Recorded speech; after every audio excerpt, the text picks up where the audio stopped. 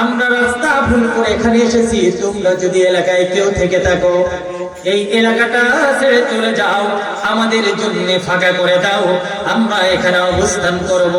আজকে রাতটা কাটাই দেব। আমরা রাতটা কাটাই আমরা সকাল হলে আবার নিজের গন্তব্যস্থলে চলে যাব।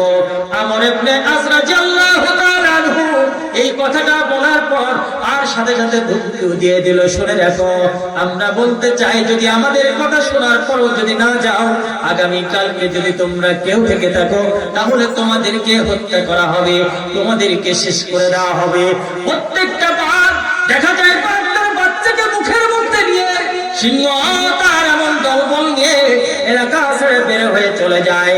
সাহাবীরা বলেন কথাটা শেষ হতে না হতে এমন ভাবে হিংস্র প্রাণীগুলো এলাকা ছেড়ে চলে যেতে লাগলো।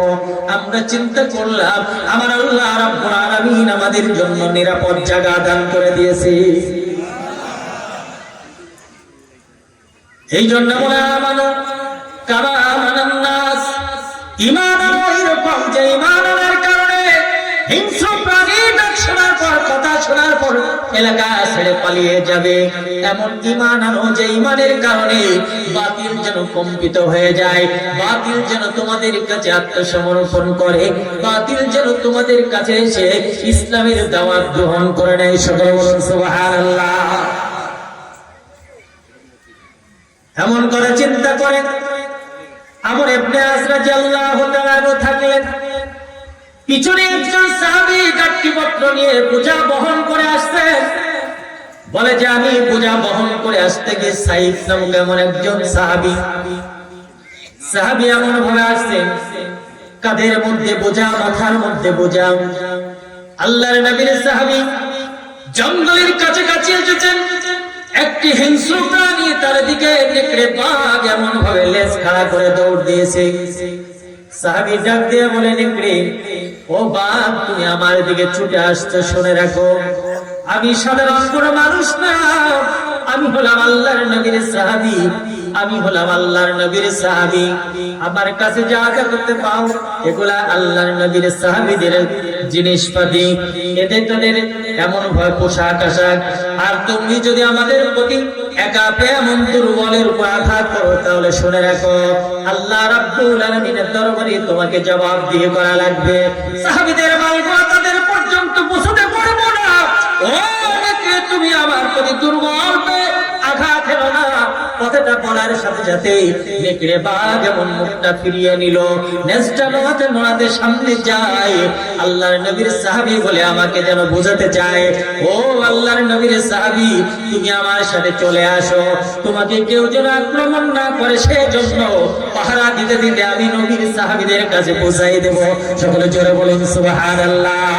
কিন্তু বড় দুঃখ লাগে, এই জগতে এমন ইমানদার সেজে এমন মুনাফিকদের কাছে এই ইমানদারেরা সাহায্য চাইলে তাদেরকে সাহায্য না করে বরং পানি ছাড়া তাদেরকে হত্যা করা হয়, তাদের গলার উপর পা তুলে দেওয়া হয়, পিঠের উপরে এমন ভাবে লাফালাফি করা হয়, তাদেরকে হত্যা নিশ্চিত করার জন্য তাদের এমন ভাবে বুকের উপরে কান লাগিয়ে এমন ভাবে আওয়াজটা শোনা হয়।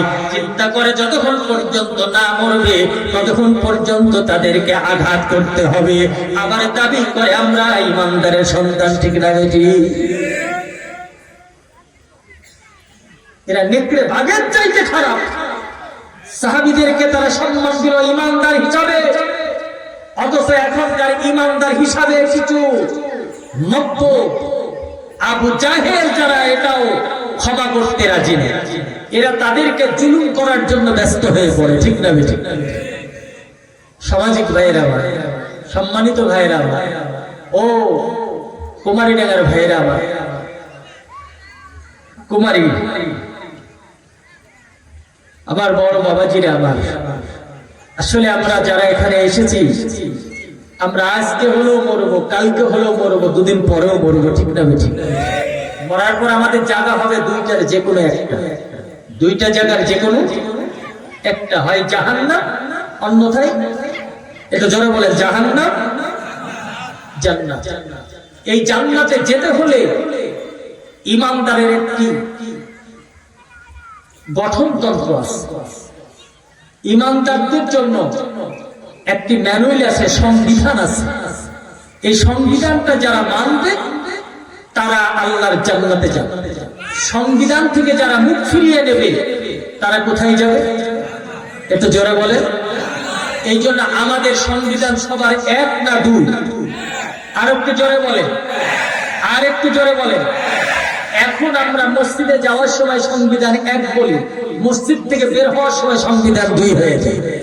ঠিক না বেটি?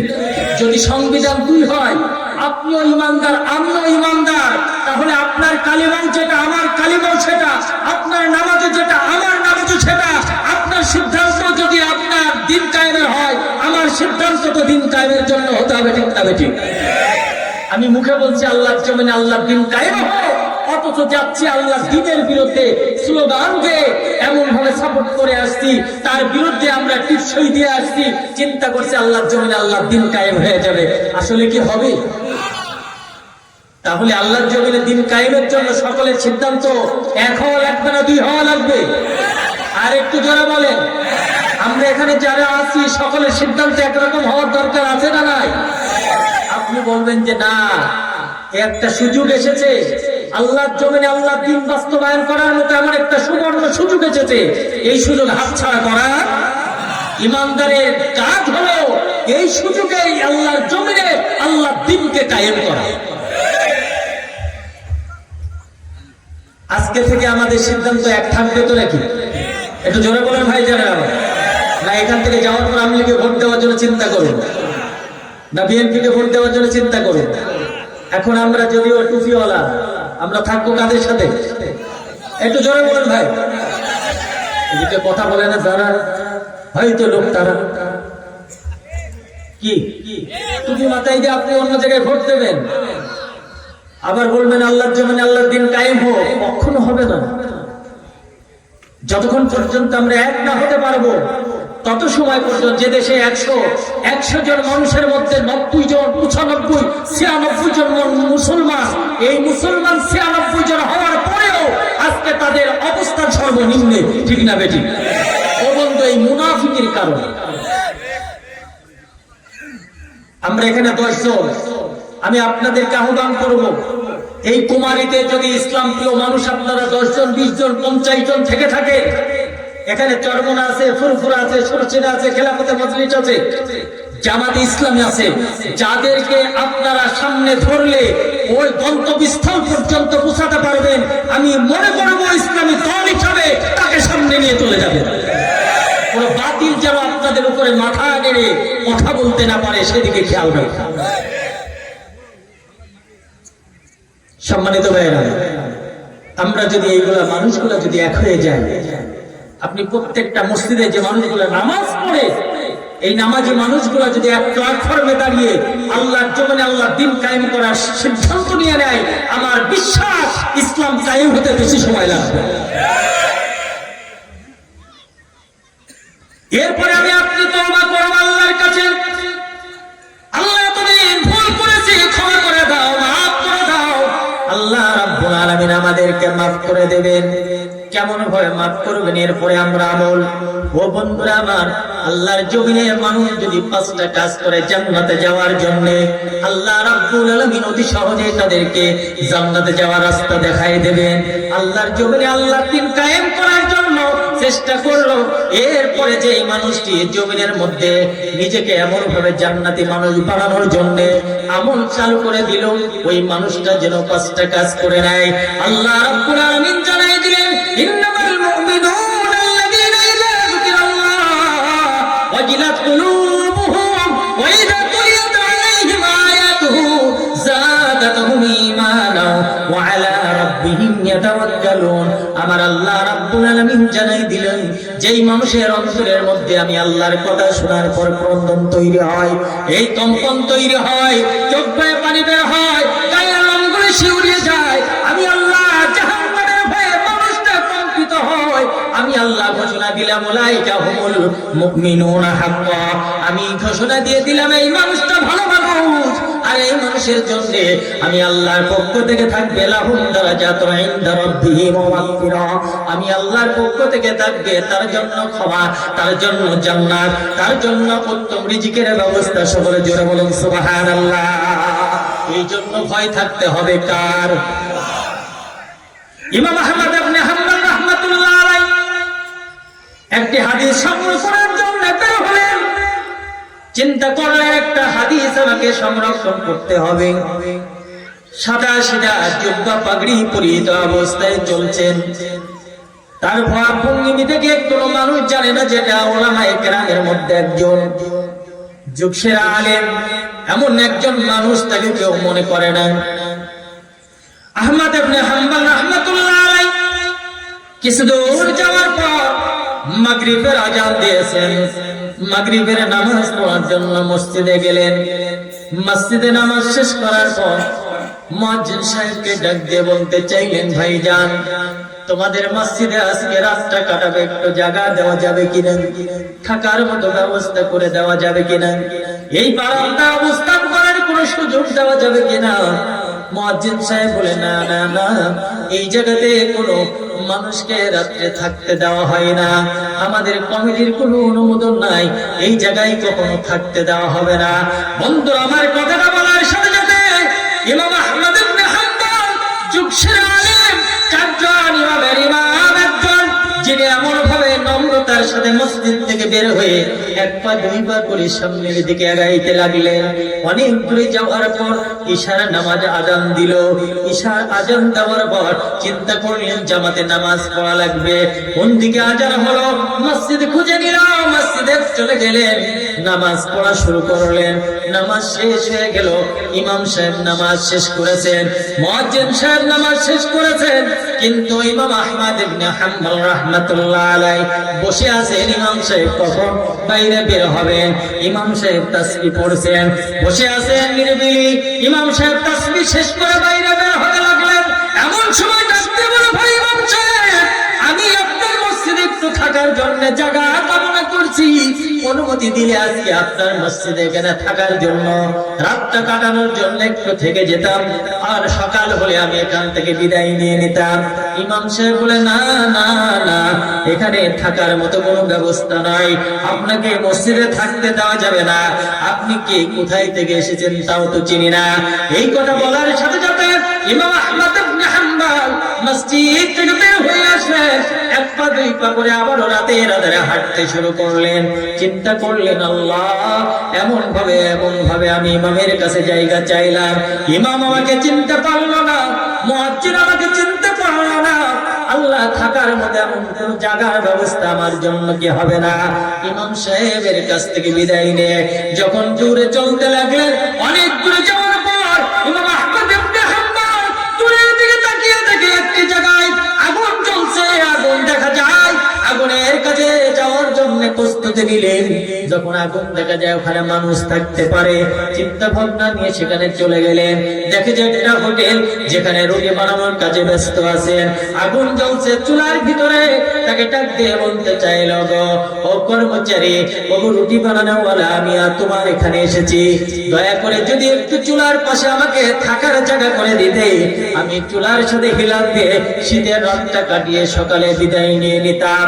ও বন্ধুরা আমার, রুটি বানানোওয়ালা একটা গাড়িওয়ালা পাঞ্জাবি হলো মানুষ, যে মানুষটি রুটি বানায়, রুটি এমন শেখা শুরু করেছে আর বেচা শুরু করেছে, এমন সময় এই কথাটা বলার সাথে সাথে ডাক দিয়ে বলেন, না না না, আপনি একজন আলেম মানুষ, আপনার জায়গায় এখানে হতে পারে না, আপনার বড় জামা পরা, আপনার টুপি মাথায়, আপনি যেই হন না কেন, আমার মনে চাই আপনি একজন খোদা বিরোধিতার পরেজগার মানুষ, এই জন্য আপনার এখানে জায়গা হবে না। দয়া করে আপনি তাকিয়ে দেখুন, আমার থাকার জায়গা আছে, আমার কম্বল আছে, আপনি আমার ওই জায়গাটায় থাকেন, আমার খাটের উপর শুয়ে পড়েন, আমার কম্বলটা আপনি ব্যবহার করেন। সকাল হলে চলে যান, তবে যাওয়ার আগে, শোয়ার আগে, ঘুমানোর আগে আমার এখান থেকে তৃপ্তি সহকারে মুসাফির হিসাবে আমার যতটুকু খাবার জোটে আপনি দয়া করে খাবারটা তৃপ্তি সহকারে খাওয়ার পর শুয়ে পড়েন। এমনি ভাবে বন্ধুরা আমার এই শোয়ার জন্য খাটের উপরে চলে গেলেন। সেখানে যাওয়ার পর কয়েকটি রুটি সে খাবার খাইলেন। এরপরে বন্ধুরা আমার দেখে যে ওই রুটি বানানোওয়ালা রুটি বানায় মুখের মধ্যে কি যেন শব্দ বয়, কি যেন শব্দ বলে, আস্তাগফিরুল্লাহ আস্তাগফিরুল্লাহ আস্তাগফিরুল্লাহ, আল্লাহ তুমি ক্ষমা করে দাও, আল্লাহ তুমি ক্ষমা করে দাও। রুটি বানাই, এই রুটিটা তাওয়ার ভিতরে যখন দেয় তখনও বলে আস্তাগফিরুল্লাহ, আবার রুটিটা যখন উঠাই তখনও বলে আস্তাগফিরুল্লাহ।